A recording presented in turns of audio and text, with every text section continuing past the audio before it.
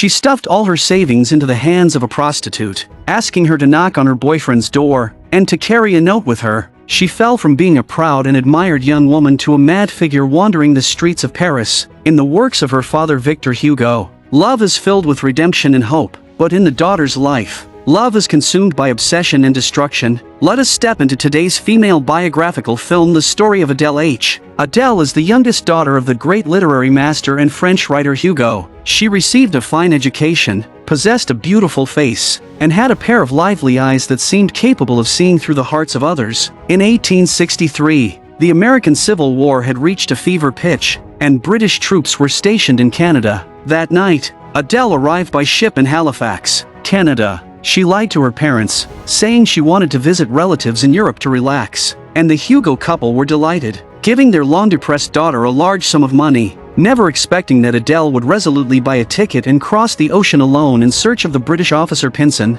whom she was hopelessly in love with. She carried only a single suitcase, filled with a few changes of clothes and her father's poetry collection. She was already 25 when she met Pinson, and at the time, he quickly proposed to her, but Adèle refused him. After that, Pinson never mentioned marriage again, yet Adèle became increasingly infatuated with him. Her parents did not like Pinson, as he was a womanizer and a gambler. Later, Pinson was stationed in Canada, and Adèle waited day and night for news of him, only to be met with growing disappointment. His letters became fewer and fewer, until eventually there was no news at all. Instead, Adèle seemed possessed, sinking deeper into this desperate and helpless love. Unable to endure the torment of longing any longer, she lied to her family and came alone to this unfamiliar city. An overwhelming sense of fear and helplessness made her shiver uncontrollably. Seeing her alone, a kind carriage driver suggested she stay at the Hampstead Hotel. He said the landlady there was the kindest person in the world. Mrs. Saunders was tall and slender, neat and efficient, as she quickly took Adèle's suitcase and settled her in. Yet through the entire night, she could not fall asleep. At dawn, she went straight to the notary office, where she lied, saying, "I am the wife of a doctor, and I have just arrived from France. I have a niece who, while in England, fell in love with Captain Pinson of the 16th Cavalry." They were already on the verge of marriage, but suddenly Pinson was transferred to Halifax, and since then, there has been no news. As soon as she stepped out, she saw Pinson in a bookstore, but there was another woman by his side. Adèle did not dare to approach him rashly, and only after they left did she enter the bookstore to ask the owner about Pinson. The owner admitted that Pinson had a decent reputation here, and although he carried some debts, he always paid when he came to the shop. Adèle grew curious about the identity of the woman beside Pinson. Back at the hotel, she learned from Mrs. Saunders that her husband would be serving as a waiter at an officers' club party that night. The party was being held to celebrate the arrival of the 16th Cavalry. Adèle softly said that her cousin would also be attending. She asked Mr. Saunders to deliver a letter for her. Returning to her room, she immediately picked up her pen, pouring out her long-suppressed emotions without restraint. "Ever since you left, I have thought of you day and night. I know you must feel the same as I do, and I am certain you have not received my letters either. Soon, I will be able to rest in your arms, and I will love you forever." That evening, Adèle chatted with Mrs. Saunders and flipped through a photo album. Among the yellowed photographs was a portrait of a young girl, dressed in an elegant French gown, whose face bore some resemblance to Adèle. Adèle suddenly became sorrowful. She slowly spoke. "This is my sister, and she passed away a long time ago. She was the child my father loved the most. She was only 19 at the time and had just been married. And later, while boating with her husband, she fell into the lake." Adèle had always felt that her sister's life was too short, which is why she became so obsessed with holding on to Pinson. She wanted to use a passionate and overwhelming love to continue a complete and shocking story. Finally, Mr. Saunders returned, excitedly talking about how lavish the banquet had been and how wonderful the band was. But he did not bring back a letter from Pinson. Adèle could not help but begin to sob, the pain making even her breathing tremble. Her fragile figure made the elderly couple feel deeply distressed. At that moment, Mrs. Saunders finally understood that she could not possibly be a cousin. What kind of girl would travel such a long distance across the ocean just to find her cousin? If it were not for deep love, she would not be so heartbroken. Mr. Saunders looked at the gently closed door and quietly told his wife that Pinson had not even seen the letter, and had not even opened the envelope. Such behavior, for a man in love, was simply unimaginable. That night, Adèle once again fell into the nightmare that had repeated countless times. Like her sister, she was swallowed by the icy lake, as waves of suffocating pressure surged from all directions, gripping her throat, and she struggled desperately before suddenly waking up. Her sister had always been the child most loved by their father. At the time, Adèle's mother had an affair, and her father had long suspected whether Adèle was truly his biological child, so he always harbored a sense of distance toward her. Yet he showed boundless affection to her sister. After her sister's death, her father even fell into depression and was unable to write for a long time. Adèle decided to use every possible means to make Pinson change his mind. She wrote to her parents, telling them about her situation. She said, "I love him, and I want to marry him, and if you do not agree, I will not return." She also urged her father to send her living expenses for the next 2 months. Her longing for Pinson grew even more intense, as she saw his shadow in everyone, and hoped every face she saw would be him. Adèle regretted her own impulsiveness, and that fleeting moment of wild joy washed over her heart and turned into a deep sense of loss. She continued writing day after day, pouring all her longing and passion into every line. She firmly believed that her burning love would eventually warm Pinson's cold heart. At last, her father's remittance arrived, and her heart settled once more. On this day, Pinson finally came, knocking on the door of the hotel. Mrs. Saunders told Adèle that the man should be Captain Pinson. The joy came so suddenly and so intensely that all the blood in her body seemed to rush to her head. She ran to the mirror to fix her messy hair, then pulled out several dresses, unsure which one to choose, afraid that even the slightest imperfection might tarnish this long-awaited reunion. Meanwhile, Pinson said impatiently that he was leaving. Suddenly, Adèle's voice came from behind him, but Pinson remained cold and distant. "He said that your father has never approved of me, and you should think about your reputation. Go back as soon as possible, and stop following me all the time." Adèle then took out a love letter, which was a marriage proposal from one of her father's friends, an Italian poet, but Pinson replied expressionlessly that you should marry him instead. His tone was as if he were discarding a piece of trash. Pinson treated her as if she were a madwoman and turned to leave. Adèle's voice trembled with tears, almost pleading, "I know you are in gambling debt. I have money. I can help you repay it, as long as you come back to me." In the end, Pinson accepted the money without the slightest regret and walked away without looking back. Adèle stood frozen in place, and her tears finally slipped down. She believed that it was her father's disapproval of the marriage that caused Pinson to reject her, and now her father had become the only obstacle between them. She wiped away her tears, and a nearly obsessive determination flashed in her eyes. She wrote to her father, lying that Pinson had already changed his mind and was willing to marry her, and now they only needed his approval. Her father had always said that Pinson was morally corrupt, addicted to gambling, and accustomed to playing with women, and that he was completely unworthy of the respectable and noble Hugo family. But Adèle did not care, as she firmly believed that the power of love could change everything. What she needed to do now was to write this letter, push all obstacles onto her father, and force him to compromise. After that, Adèle became like a shadow, always silently following behind Pinson. The moment she caught a glimpse of him on the street corner, she followed him almost by instinct. As soon as a woman opened the door, she passionately kissed Pinson. Adèle could not see the woman's face, and once Pinson entered the room, the kiss grew even more intense and lingering, like lovers reunited after a long separation.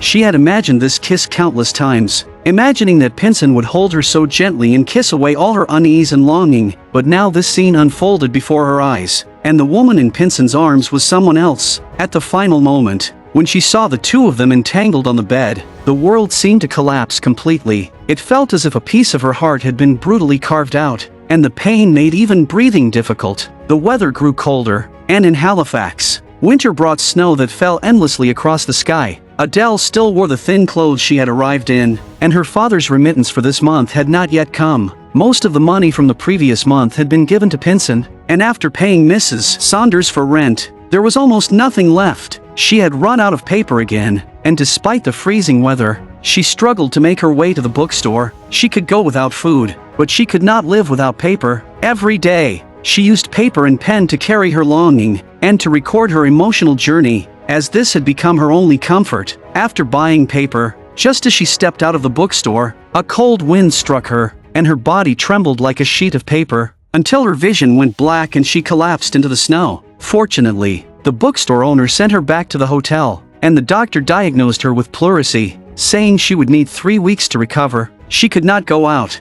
so she asked Mrs. Saunders to help her send a letter to her father. Unexpectedly, When the doctor saw that the recipient on the envelope was Victor Hugo, he was greatly shocked. The doctor added that Victor Hugo is the greatest poet alive. Mrs. Saunders, do you know that your guest is the daughter of the most famous man in the world? Mrs. Saunders wondered why Adèle had not revealed her true identity, but she understood that Adèle must have had her own reasons. She then noted down the address on the envelope. Just in case, the kind Mrs. Saunders also paid for her medical expenses in advance. Finally, Adèle recovered. The first thing she did was to bribe Pinson's attendant, slipping the passionate love letters she had written into Pinson's pocket. Some read that I am driven mad by love, and you cannot abandon me. Others said that without you, I am not myself. She imagined the moment when Pinson would see those notes, whether he would be furious or enraged. She wanted to haunt him like a lingering ghost, making him feel her presence at every moment. Soon, her father sent 700 francs along with a letter approving their marriage. That night, she disguised herself as a man and entered the military club,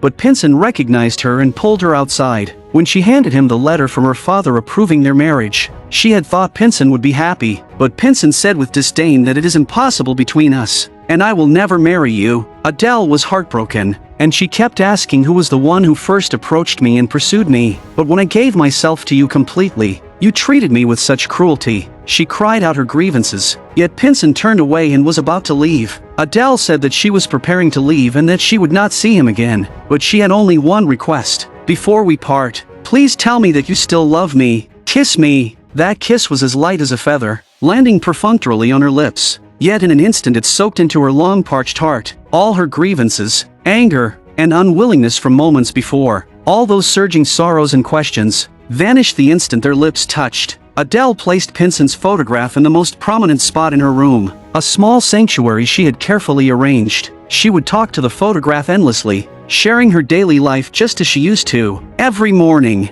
he was the first thing she saw when she woke, and at night, when she could not sleep, he was still there with her. In order to survive in this city, she had no choice but to continue her lies. She wrote to her father, telling him that she had already married Pinson and now urgently needed 300 francs. She said that if you truly care about me, then do not let me keep begging you for money like a beggar. She thought this was only a temporary measure, but she never expected her traditional and proud father to publicly announce his daughter's marriage to the entire world through his publishing house. Because of this fabricated marriage, Pinson was severely reprimanded by his superior. His superior asked in confusion, "You have been here training all this time, so when exactly did you get married?" Pinson assured him that Hugo does have a daughter, and we once had some connection, but now I do not know where Adèle is. Her father exposed her lies, and his letter was filled with disappointment and anger. It turned out that Pinson had written to Victor Hugo to clarify everything, saying that he would never marry Adèle in his lifetime. Hugo hoped his daughter would return home as soon as possible, as his wife's health was deteriorating,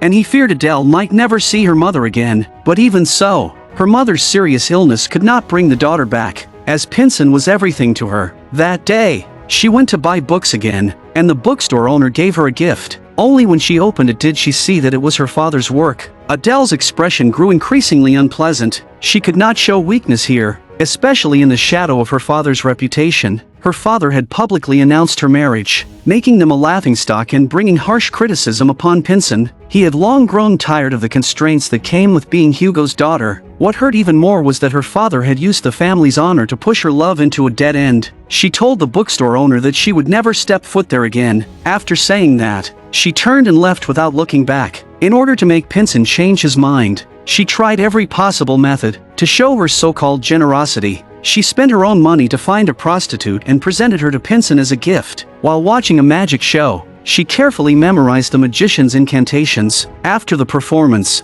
she went backstage and begged the magician to help her, to grant her the power to change Pinson's feelings. The nightmare of her sister drowning returned uncontrollably once again. She clearly remembered that when her sister fell into the water, her brother-in-law had rushed in without hesitation. Even knowing he was not a strong swimmer, he still jumped into the icy lake, just to save the woman he loved. In the end, her brother-in-law never came back. That kind of love was so intense that it could cost a life, so pure that it held nothing back, and it was what she longed for her entire life. She questioned again and again why her sister could have such ultimate love. She had both her father's unconditional affection and a lover willing to die for her, and yet she, also her father's daughter, who had given everything with all her heart, could only receive indifference, betrayal, and endless waiting. When news arrived that Pinson was engaged to Miss Catherine, the daughter of a judge, Adèle was completely consumed by rage. Miss Catherine was the noblewoman who had kissed Pinson in the bedroom that night, and Adèle could not allow Pinson to marry someone else. That would not only mean the complete destruction of her love, but also bring shame to her family because of this absurd entanglement. Using her identity as the daughter of Victor Hugo, she stormed directly into the judge's house and revealed all of Pinson's disgraceful past. She exposed how he had deliberately tried to curry favor with the Hugo family, how he had pursued her, and how he had chosen to join the army only because he was buried in debt and had no other options. She also revealed that he was not the son of a priest at all. She even produced her father's public marriage statement from the publishing house. "My marriage to Pinson has already been made public, and if he marries again, it would be bigamy." Her eyes burned with the fire of revenge, as she swore to ruin Pinson's wedding, but the judge asked, "If he is truly as terrible as you say, then why do you still want to marry him?" She lied and said that I am carrying his child. At that moment, Adèle no longer cared about anything. Her mind had already been pushed to the brink of collapse by her relentless obsession. She behaved erratically, clutching her remaining money, appearing before Pinson like a haunting figure that refused to disappear. Then suddenly, she viciously pulled out the pillow hidden under her clothes that she had used to fake a pregnancy. Pinson's face was filled with extreme disgust. He said impatiently that you are completely absurd. Then, as if fleeing from a plague, he turned and ran away in panic. This nearly hysterical outburst ultimately worked. Pinson's wedding with Miss Catherine was unable to proceed as planned, but rumors about Pinson abandoning love, clinging to power, and betraying his promises spread throughout the city, causing an uproar, and people whispered and pointed behind his back. Tormented by Adèle's relentless and inescapable entanglement, Pinson became physically and mentally exhausted, unable to find peace day or night. In order to escape Adèle, Pinson voluntarily applied to be stationed on another island. Adèle had also exhausted all her strength, and with Pinson's departure, the city had become an empty shell to her. Adèle began packing her belongings, and Mrs. Saunders thought she was returning to her parents, feeling genuinely happy for her. "You are clearly a good girl, yet he refuses to marry you. He does not deserve what you have given." In the blink of an eye, with her father's financial support, Adèle had already lived here for 4 years. Before parting, Mrs. Saunders gave her one of her own shawls as a keepsake. For 4 years, Mrs. Saunders had cared for her like a mother, but Adèle had already run out of money and felt too ashamed to continue staying there. She moved into a shelter, where she had to worry even in the middle of the night about someone stealing her belongings. After that, her speech became incoherent, and she often talked to herself. Her father wrote to her, urging her to return as soon as possible, saying that they were growing old and hoped to have their children by their side. Adèle's mother was also so weak that she was barely clinging to life, and the letter included 700 francs for her journey home. But obsession had already consumed Adèle's sanity. She wandered the streets in a daze all day, dressed in rags, her hair as tangled as dry grass, sometimes muttering to the air. When stray dogs chased and bit at her in the alleys, she only ran numbly. Occasionally, when she ran into Mrs. Saunders, she would immediately hide like a frightened rabbit. She had long lost the pride of being Miss Hugo, and no longer even had the courage to face those who had once helped her. Meanwhile, far away in France, her mother waited until the very end of her life, never seeing her daughter return home. Yet Adèle's obsession still did not fade. As she once again crossed the ocean and followed him to Barbados, the sunlight there was scorching, but in her eyes, there was only desolation. Her dress had torn into ragged strips, covered in dust and grass. Her hair hung messily over her shoulders, and those once bright eyes now held only cloudiness and emptiness. She wandered aimlessly through the streets, murmuring words that no one could understand. At times she laughed foolishly, and at others she whispered to the air. Several barefoot children noticed her, finding her strange and amusing. They shouted and called her a madwoman, laughing as they stepped on her skirt. Adèle only moved forward numbly, neither dodging nor resisting. Suddenly, she lost her balance and fell heavily to the ground. A kind local woman took pity on her and brought her home to care for her. One of Pinson's subordinates saw this on the street and went back to inform him. In the end,